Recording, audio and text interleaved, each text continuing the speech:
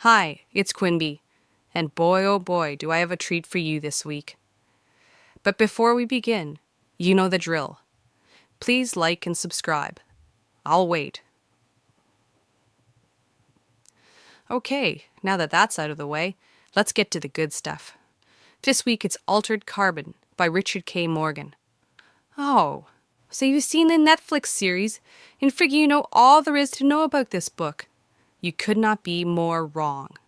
As is true in 99% of the cases, the written source material far surpasses the filmic adaptation. I'll say that again. Far surpasses. Richard K. Morgan has written a masterwork, and he did it on his first try. Morgan had been teaching ESL and was writing Altered Carbon at night and in between classes. The novel was rejected by everyone he sent it to. Then it landed on the desk of Simon Spanton at Golan's, a top UK sci-fi fantasy imprint.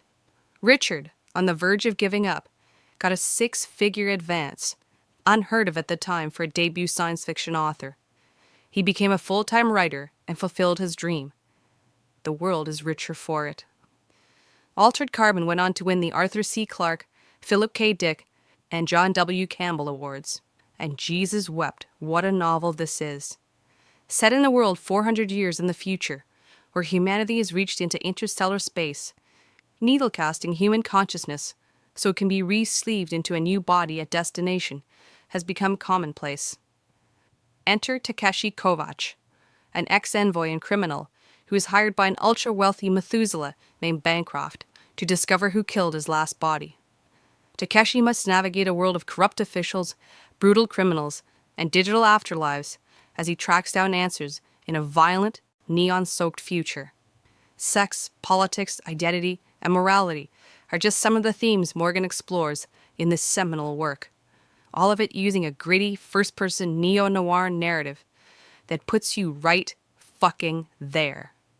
Here's a sample. After a few minutes, the woman told me to take off the blindfold. I pushed it onto my forehead and retied it there in its customary position. At my side, the muscle with the machine pistol smirked. I gave him a curious look. Something funny? Yeah. The woman spoke without turning her gaze from the city lights beyond the window. You look like a fucking idiot. Not where I come from. She turned to look at me pityingly. You aren't where you come from. You're on Earth. Try behaving like it. I looked from one to the other of them, the pistolier still smirking, the synthetic with the expression of polite contempt, then shrugged and reached up with both hands to untie the bandana. The woman went back to watching the lights of the city sink below us. The rain seemed to have stopped. I chopped down savagely from head height, left and right. My left fist jarred into the pistolier's temple with enough force to break the bone, and he slumped sideways with a single grunt. He never even saw the blow coming. My right arm was still in motion. The synthetic whipped around, probably faster than I could have struck, but she misread me. Her arm was raised to block and cover her head, but I was under the guard, reaching. My hand closed in the blaster at her belt, knocked at the safety and triggered it. The beam seethed into life, cutting downwards, and a large quantity of the woman's right leg burst open in wet ropes of flesh before the blowback circuits cut the blast. She howled, a cry more of rage than pain. And then I dragged the muzzle of the weapon up, triggering another blast diagonally across her body. The blaster carved a channel, a hand's breadth wide, right through her and into the seat behind.